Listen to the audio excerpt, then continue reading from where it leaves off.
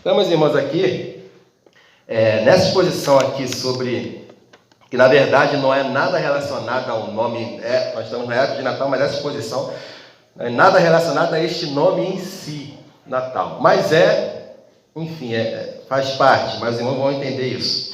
O título dessa exposição aqui é O Dia em que Deus Nasceu. Os irmãos vão entender o que nós vamos falar aqui. O dia em que Deus nasceu. E nós vamos conversar aqui, comunicar no capítulo 9 de Isaías, também no capítulo 2 de Lucas e no capítulo 3 de Lucas, e no decorrer da exposição também alguns outros livros que eu acabei de ver aqui que são também João e também Isaías 11, enfim. Mas os principais, a base é Isaías 9, Lucas 2 e Lucas 3. Então vamos ler aqui primeiramente Isaías capítulo 9. Isaías capítulo 9.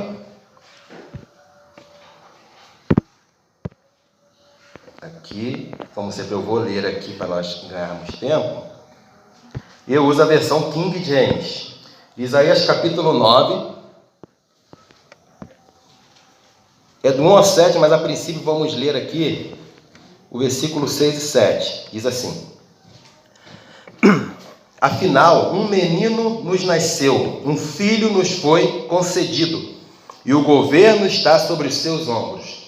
Ele será chamado Conselheiro Maravilhoso, Deus Todo-Poderoso, Pai Eterno, Sar Shalom, quer dizer Príncipe da Paz. Ele será descendente do rei Davi.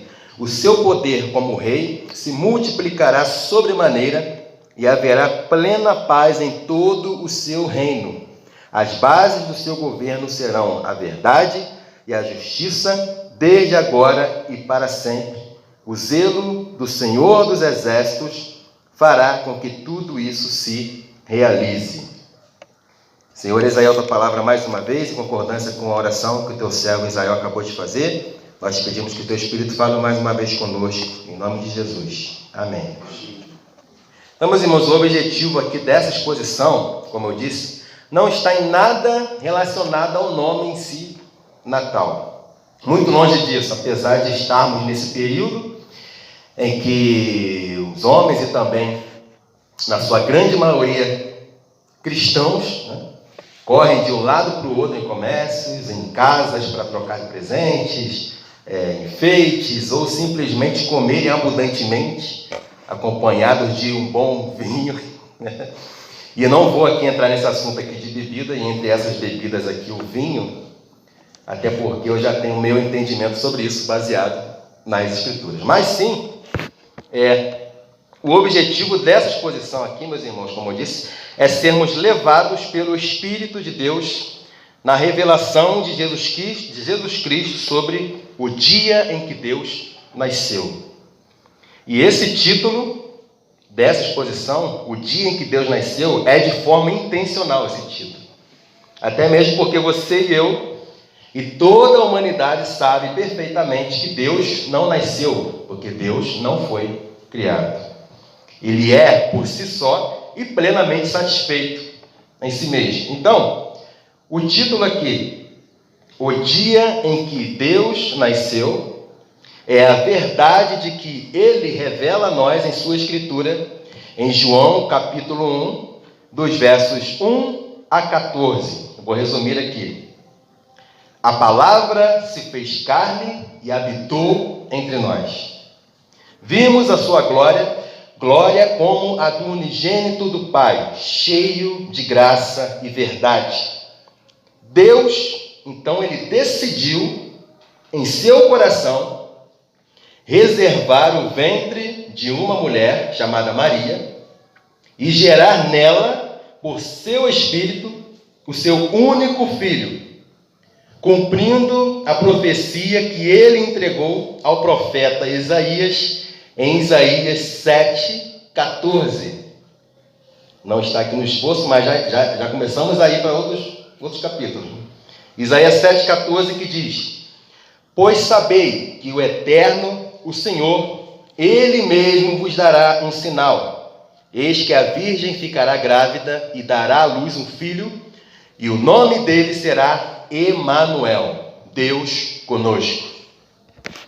O objetivo aqui dessa exposição é unicamente proclamar Jesus Cristo, o Filho de Deus, Deus encarnado, na glória de seu nome, na edificação da igreja, na fé dos eleitos, no despertamento dos sonolentos, e um alerta aos ímpios, para todos que estão ao alcance dessa caixa de som, para que se arrependam e creiam no Salvador, que é Cristo o Senhor. Vamos caminhar então, meus irmãos, como eu disse, por 3 capítulos, Isaías capítulo 9, Lucas capítulo 2 e Lucas capítulo 3. E que o Senhor nos dê graça por seu Espírito nessa exposição, para a glória de seu nome. Então vamos lá, Isaías 9, de 1 a 7. Agora vou ler todos os versos aqui de 1 a 7. Isaías 9, de 1 a 7. Mantenha a sua Bíblia aberta aí. Apesar de tudo, eis que não haverá mais escuridão para todos quantos estavam desesperançados. No passado, ele humilhou a terra de Zebulon e de Naphtali. Contudo, no futuro cobrirá de glória a Galiléia dos gentios, o caminho do mar, o além do Jordão, o distrito das nações. O povo que andava nas trevas viu uma grande luz. Sobre os que habitavam na terra da sombra da morte, resplandeceu a luz. Multiplicaste o povo, deste-lhes grande alegria. Eles alegraram-se na tua presença, como se alegram os ceifadores na ceifa, como se regozijam os que repartem os despojos de guerra. Porque o jugo que pesava sobre eles, a canga posta sobre seus ombros, o bastão e a vara de castigo do seu opressor, tu o despedaçaste, como no dia da derrota de Midian. Em verdade, toda a bota de guerreiro usada no combate e toda a veste revolvida em sangue serão queimadas, como lenha no fogo. Afinal, um menino nos nasceu, um filho nos foi concedido. Em outras versões, um filho nos foi dado de presente. E o governo está sobre os seus ombros. Ele será chamado Conselheiro Maravilhoso, Deus Todo-Poderoso, Pai Eterno, Príncipe da Paz, ou Sar Shalom. Ele será descendente do rei Davi. O seu poder como rei se multiplicará sobremaneira e haverá plena paz em todo o seu reino. As bases do seu governo serão a verdade e a justiça desde agora e para sempre. O zelo do Senhor dos Exércitos fará com que tudo isso se realize. Então nós vemos aqui a revelação do Espírito de Deus ao profeta Isaías do nascimento do Filho de Deus. Deus encarnado. 2 pontos. Jesus Cristo. É o Espírito de Deus em sua obra de revelação do Messias, o Cristo, revelando a um de seus profetas, por nome Isaías, que nós vemos aqui, o nascimento do Salvador. Nós já vimos aqui mesmo nas Escrituras quem é a única pessoa que revela Cristo plenamente. Os irmãos se lembram de quem é a única pessoa que revela Jesus Cristo, que habita em nós? Alguém tem alguma? Isso, graças a Deus. Então, meus irmãos, como diz os nossos irmãos pentecostais, para não ficar só nas nossas palavras, igual da irmã Cristiane, vamos ao livro de João 16, versículo 13, 14 e 15. Já vamos avançar. João 16, o Evangelho de João 16, capítulo 16, versículos 13, 14 e 15. Eu vou ler aqui, para vermos quem é essa única pessoa que revela Cristo plenamente. No entanto, quando o Espírito da verdade vier, ele vos guiará em toda a verdade, porque não falará por si mesmo, mas dirá tudo o que tiver ouvido e vos revelará tudo o que está por vir. O Espírito me glorificará, porque receberá do que é meu e vos anunciará. Tudo quanto o Pai tem pertence a mim. Jesus Cristo falando. Por isso é que eu disse que o Espírito receberá do que é meu e o revelará a vós. Então, quem é essa pessoa? Isso mesmo é o Espírito de Deus, como nós vemos aqui na Escritura. E a revelação plena de Jesus Cristo aos santos é obra da pessoa do Espírito Santo de Deus. É a única pessoa que revela Cristo aos santos, ao Espírito Santo de Deus. A única pessoa que revela Cristo em sua forma plena. Então, tudo que nós desejamos saber sobre Cristo, entender sobre Cristo, sobre a obra de Cristo, sobre a vida de Cristo, nós devemos perguntar ao Espírito de Deus, que é maravilhoso e habita em nós. Deus deixou o Espírito dele habitando em nós. Isso é maravilhoso, isso é esplêndido. É por isso que eu digo muitas vezes para muitos que me perguntam sobre curso de teologia. Eu digo, a teologia em si não leva você a Deus. O que leva você a Deus é o Espírito de Deus que habita em você. E aí nós vamos lá, João, os evangelhos que faz a pergunta lá aos judeus na época, fala se é que o Espírito de Deus habita em vocês. Mas nós temos pela fé que Jesus Cristo ele cumpriu a promessa de deixar o Espírito em nós. Então o Espírito Santo de Deus habita em nós. Então a única pessoa a qual nós devemos perguntar sobre Cristo, nos dirigir a Cristo, é o Espírito de Deus. E é uma afronta ao Espírito de Deus se nós formos pesquisar sobre Jesus ou procurar sobre Jesus, sobre outras fontes, ou sobre outros cursos, sobre outras escolas, a não ser o Espírito de Deus. Isso é uma das coisas que entristece e muito o Espírito de Deus, porque é Ele que revela Jesus Cristo.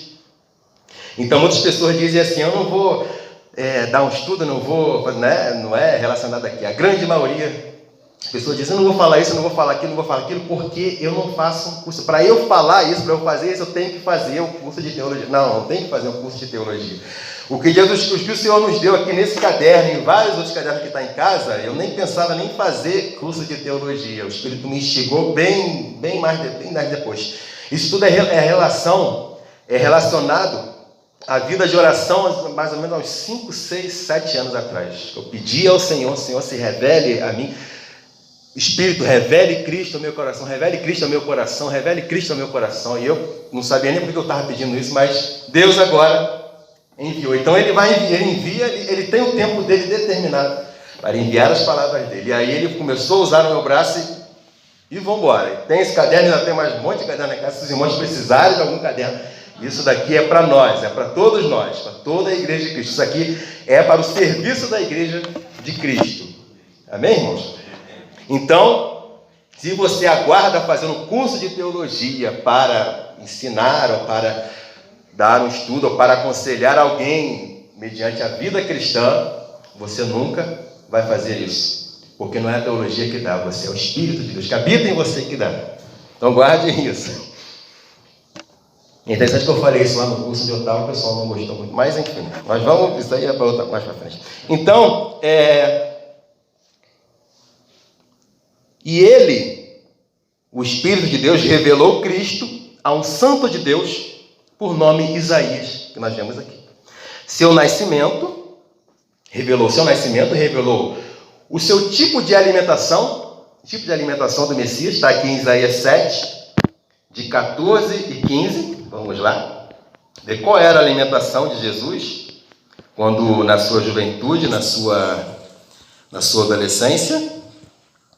Isaías 7, versos 14 e 15, diz assim: pois sabei que o Eterno, o Senhor, Ele mesmo vos dará um sinal. Eis que a virgem ficará grávida e dará à luz um filho, e o nome dele será Emanuel, Deus conosco. Verso 15: ele se alimentará de coalhada e de mel, até chegar à idade que saiba rejeitar o erro e escolher fazer o que é certo.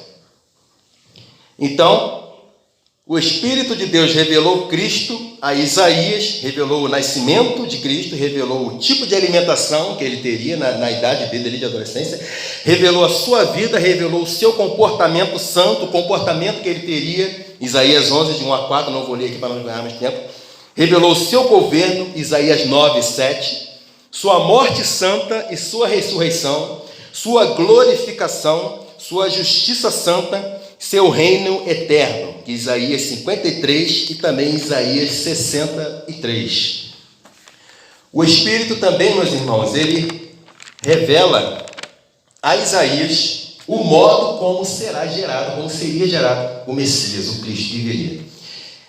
Ele será gerado no ventre de uma mulher virgem. Isaías 7, 14, como os irmãos podem conferir aí. A partir daqui agora, nós vamos a Lucas, capítulo 1, lá no Novo Testamento. Os irmãos tenham paciência conosco, me amem um pouco mais. Vamos caminhando aqui. Isaías, capítulo 1, aliás, Lucas, capítulo 1, versos 26 e 27. Na revelação do Espírito a mais um santo de Deus chamado Lucas. Diz assim, aliás, Lucas 26, Lucas capítulo 1, do 26 ao 33. Meu Deus do céu, marquei isso tudo. Vamos ler só apenas aqui o verso. Vamos ver aqui. Verso 34. Então perguntou Maria ao anjo: como acontecerá isso? Pois jamais tive relação sexual com homem algum. Então o anjo lhe esclareceu: o Espírito Santo virá sobre ti, e o poder do Altíssimo te cobrirá com a sua sombra. E por esse motivo, o ser que nascerá de ti será chamado Santo, Filho de Deus. Então, meus irmãos, os historiadores, eles confirmam que Lucas, além de médico estudioso na medicina, ele era também um exímio investigador da época. Ele gostava de investigar, era um investigador mesmo nato ali, gostava de fazer perguntas, não no tipo de fofoca, de querer saber informações, mas vamos dizer que era tipo um historiador da época, um historiador profissional da época, com o objetivo de levar aqui a Teófilo todas as informações a respeito do Messias, como os irmãos vê lá no comecinho de Lucas 1. Porém, todas as honras, os méritos, os elogios e outras habilidades que os historiadores lançam sobre Lucas nesse sentido aqui, não possuem valor nenhum. Por quê, irmão? Porque a revelação plena do Messias, Jesus Cristo, é obra somente do Espírito Santo de Deus. É o Espírito Santo de Deus quem revela Jesus Cristo em sua obra plena, em sua vida plena. Por isso, a riqueza de informações no livro de Lucas a respeito da vida de Cristo.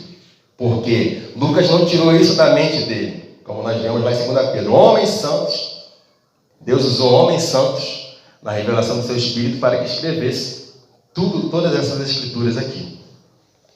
Então, por isso que nós temos aqui essa riqueza de informações no livro de Lucas a respeito da vida de Cristo, que é um livro bem rico de informações sobre Cristo. Por quê? O Espírito de Deus que revelou tudo a Lucas, porque é o Espírito de Deus que revela Cristo. Então, todos os méritos do livro de Lucas são somente do Espírito de Deus. Graças a Deus por seu Espírito que habita em nós.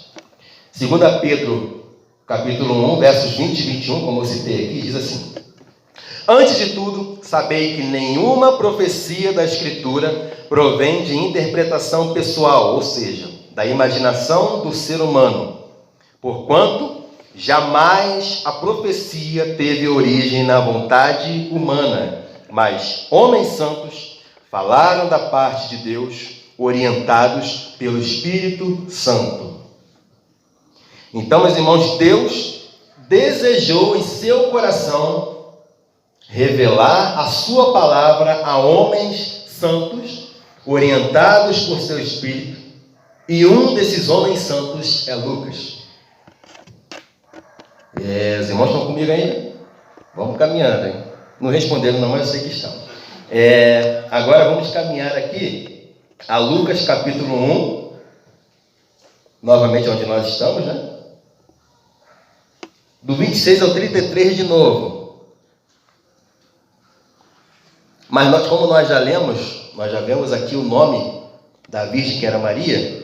Então nós vemos aqui o nome da Virgem, cujo ventre abrigaria o Messias, o Cristo, o desejado das nações. como o Espírito revelou a Isaías em Isaías 7,14. Agora que vem a pergunta, se ainda estão comigo, e por favor não me deixem sozinho. Ó, irmãos, falta mais ou menos 2 folhas aqui. Então vamos devagarinho. Vamos agora a Lucas capítulo 2. Lucas capítulo 2. Agora vamos ao dia em que Deus nasceu. Lucas capítulo 2, do 1 ao 7. Diz assim: Naquela época, César Augusto publicou um decreto convocando para um recenseamento todos os moradores das terras dominadas por seu império. Este foi o primeiro cadastramento da população de todo o Império Romano, quando Quirino era governador da Síria, e todos seguiam para as cidades onde haviam nascido, a fim de serem arrolados. Por isso, José também viajou da cidade de Nazaré da Galileia para a Judéia, até Belém, cidade de Davi, porque pertencia à casa e à descendência de Davi, e partiu com o propósito de alistar-se juntamente com Maria, sua esposa prometida, que estava grávida. Enquanto estavam em Belém, chegou o momento de nascer o bebê, e ela deu à luz o seu primogênito, envolveu-o com tiras de pano e o colocou sobre uma manjedoura, pois não havia lugar para eles na hospedaria.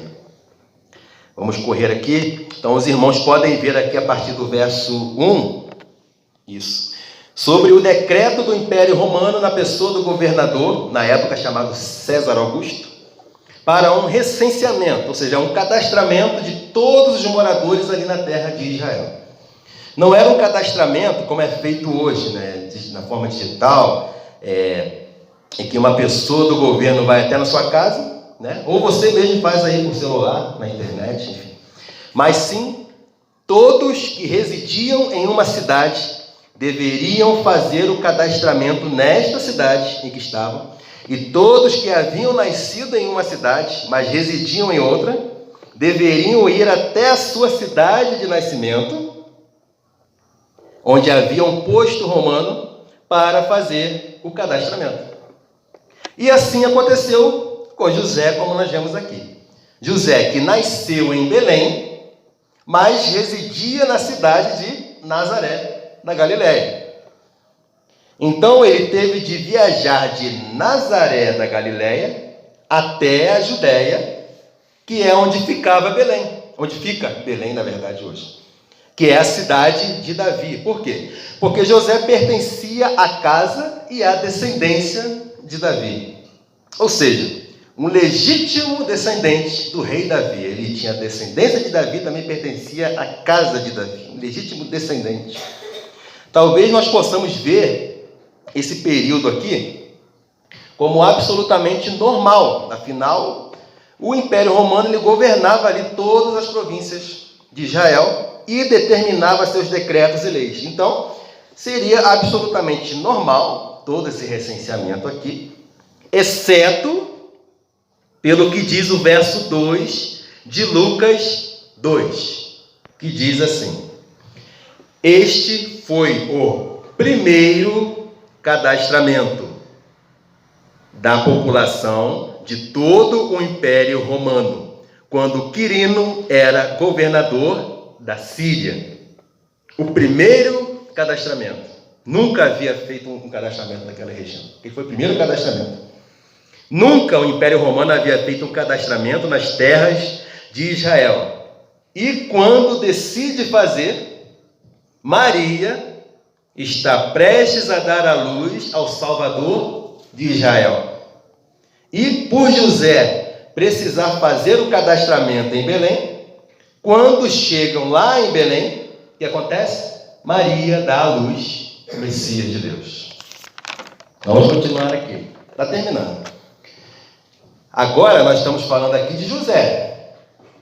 Mas tente imaginar agora aí no seu pensamento, essa hora da tarde, quase noite, milhares de israelitas como José, cada um por sua cidade, tendo de ir às suas cidades de nascimento para realizar o cadastramento. Imagina como estava a cidade, o país de Israel naquela época. Cada um saindo da cidade para outra. Você mora onde? Eu moro em Nazaré, eu moro em Belém, eu moro na Judéia, eu moro em Cafarnaum, você mora... Vamos embora, vamos lá. Imagina como estava aquele país, que estava completamente uma zona só. E nesse período, milhares de israelitas indo para lá e para cá. Nesse período, em que milhares de israelitas estão em Israel andando para lá e para cá, o país totalmente movimentado, e Deus cumpre a profecia revelada a Isaías, em Isaías 7,14, em que ele mesmo, o Senhor, daria um sinal a Israel. Um sinal que se cumpria em Belém, naquele mesmo período, alinhando com a profecia revelada ao profeta Miqueias, em Miqueias 5:2.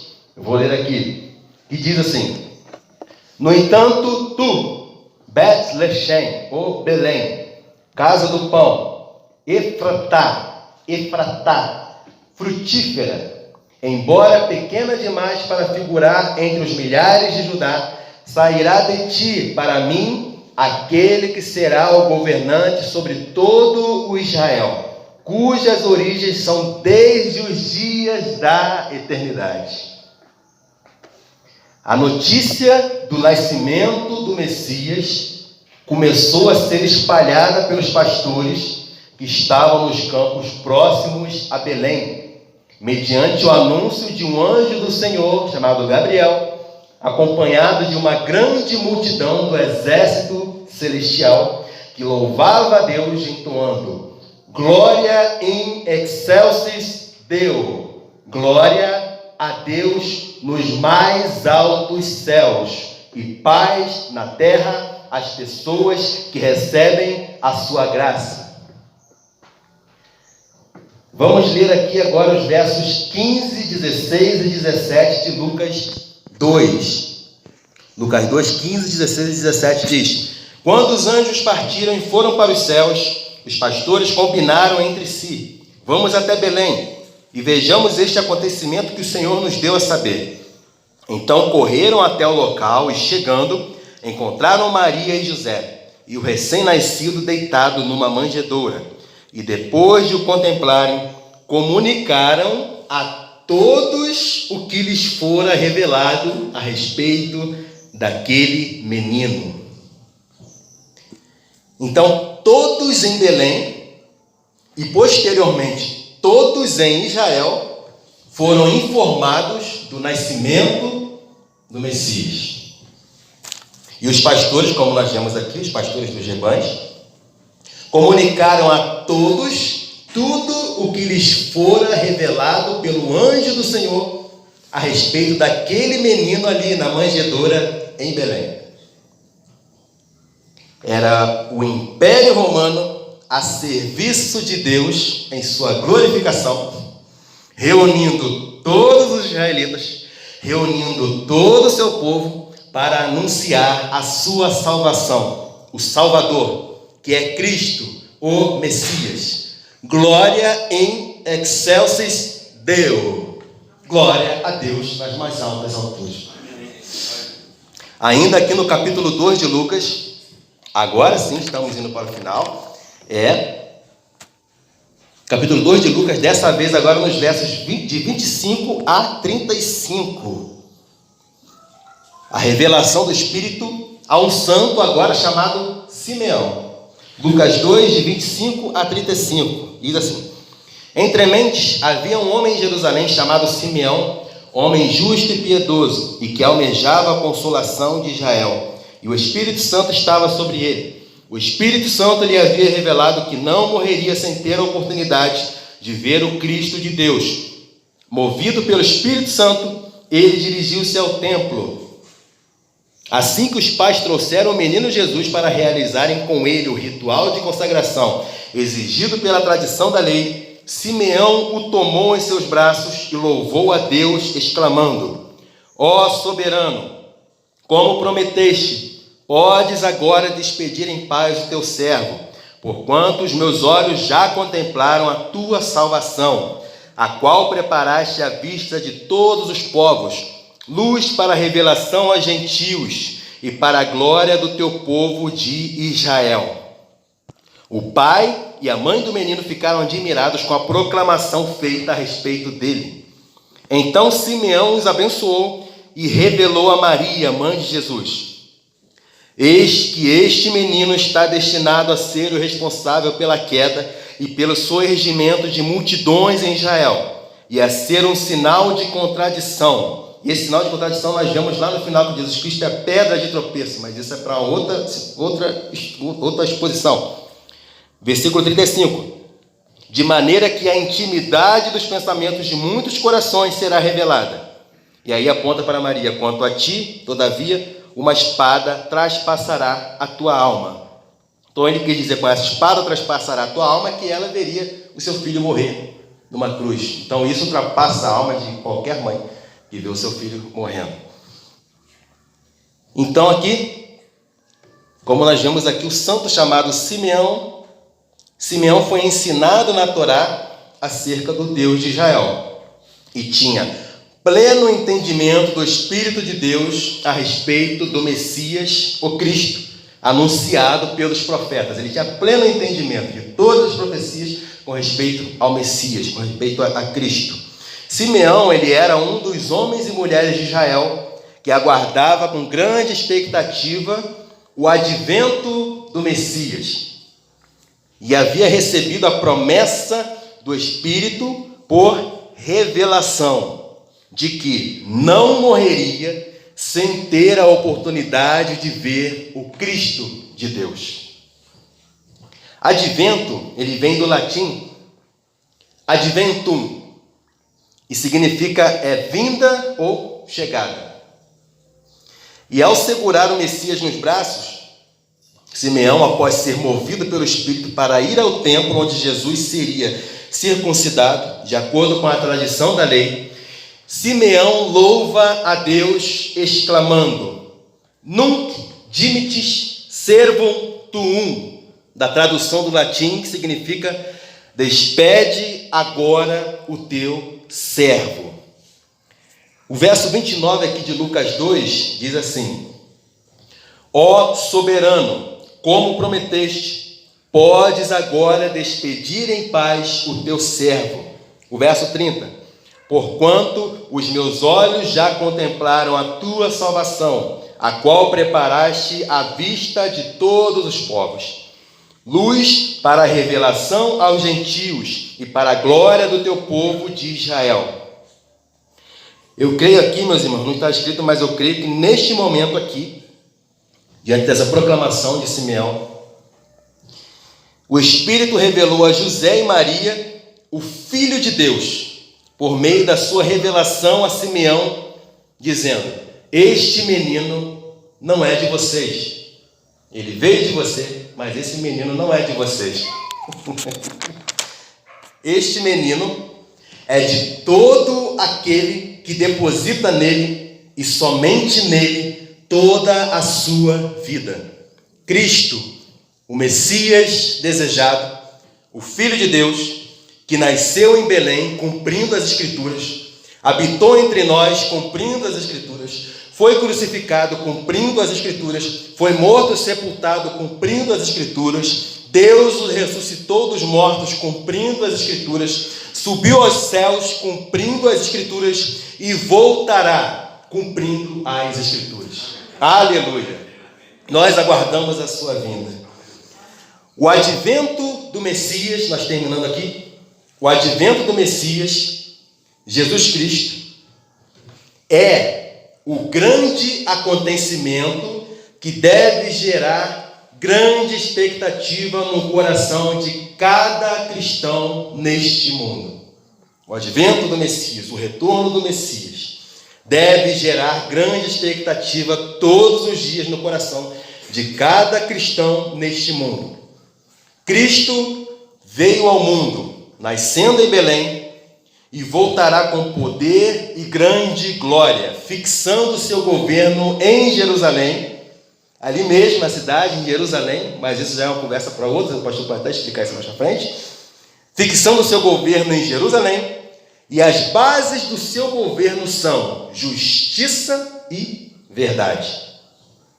Então, meus irmãos, que nossa única expectativa como santos de Deus nesses últimos dias seja no glorioso retorno do nosso grande Deus e Salvador, Jesus Cristo. Amém. E aqui eu termino e passo para o pastor. Louvado seja o nome do Senhor.